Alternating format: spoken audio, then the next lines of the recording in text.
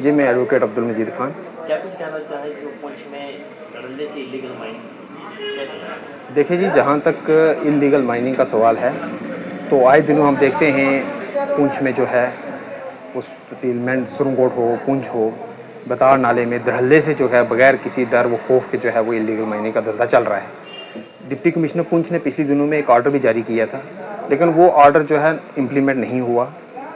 आप बतार नाले में देखें जाके, हर वक्त वहाँ 150 से 200, 250, 300 ट्रैक्टर जो है वो लगे हुए हैं, कोई उनको पूछने वाला नहीं है।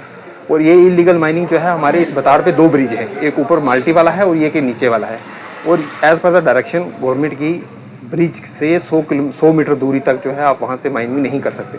लेकिन मैंने देखा कि ट्रैक्टर बिल्कुल वो उनकी जहाँ वो फाउंडेशन पिलर है वहाँ से भी माइनिंग करते हैं। अगर कल कहीं बारिश वगैरह ज़्यादा हो जाती है तो वो नेचुरली कोलैप्स कर जाएगा, क्योंकि वो उसकी जो है वो उसमें वो माइनिंग वो बजरी वगैरह वो निकाल रहे हैं। तो और डीसी साहब अपने ऑर्डर को जो है वो इम्प्लीमेंट नहीं कर रहे हैं, तो फिर आपकी इससे ज़्यादा सिस्टम ज़रफ़ी और क्या हो सकती है?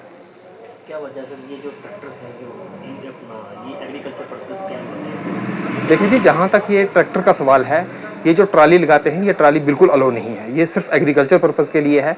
और ये ट्रैक्टर जब बजरी लेके पुंछ सिटी में दाखिल होते हैं तो इतने नंबर भी है, नंबर प्लेट है ही नहीं इनकी, नंबर है ही नहीं इनकी। और ये जितनी आके सिटी में जितनी न्यूसेंस ये क्रिएट करते हैं, जितनी ट्रैफिक जामिंग वगैरह होती है, और ये कई हादसों की वजह जो है ये ट्रैक्टर वगैरह बनते हैं। तो ये ट्राली की परमिशन किसी एक के पास भी नहीं है। और यहाँ पे जितने भी गाँव हैं नज़दीक के, हर घर में हर बंदे ने जो है वो ट्रैक्टर ट्राली जो है रखा हुआ है। लेकिन जो सिर्फ एग्रीकल्चर पर्पस के लिए है, इनके रजिस्ट्रेशन सब्जेक्ट टू कंडीशन ये होती है कि वो एग्रीकल्चर पर्पस के लिए है। लेकिन ये वहाँ से उसमें इलीगल माइनिंग जो है वो ट्रालियों से इकट्ठी करके फिर बड़े बड़े जो लैंड के माफियाज हैं उनकी आगे हेल्प से ये उसको आगे जो पहुँचाते हैं।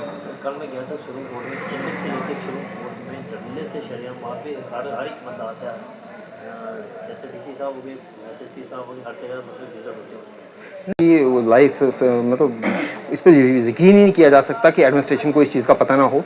आप देखें कि बफलियाज से लेके सुरंगकोट पूरा नाला जो है वो हाईवे रोड पे है।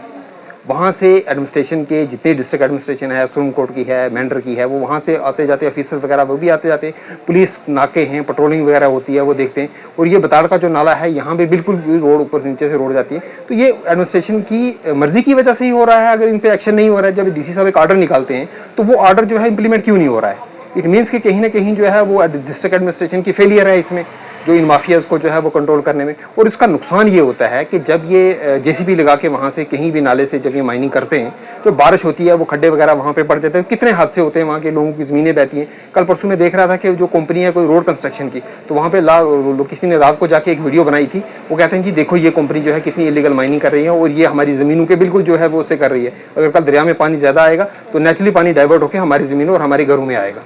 तो इस पर जो है वो स्ट्रिक्ट एक्शन होना चाहिए। इस पर प्रॉपरली जो है हमारा एक माइनिंग का डिपार्टमेंट भी यहाँ पे है, उनके हेड भी यहाँ पे बैठते हैं, पुलिस डिपार्टमेंट है, ज़ाब्ता कानून बिल्कुल इसमें लामौजूद है, किसी किस्म की कोई दिक्कत वाली बात नहीं है। लेकिन अगर कोई करना चाहे तो एक 2014 में इसका फ्लड आया था, नगाड़ी सावला पुल जो फ्लड की वजह से वो नीचे टूट भी गया था।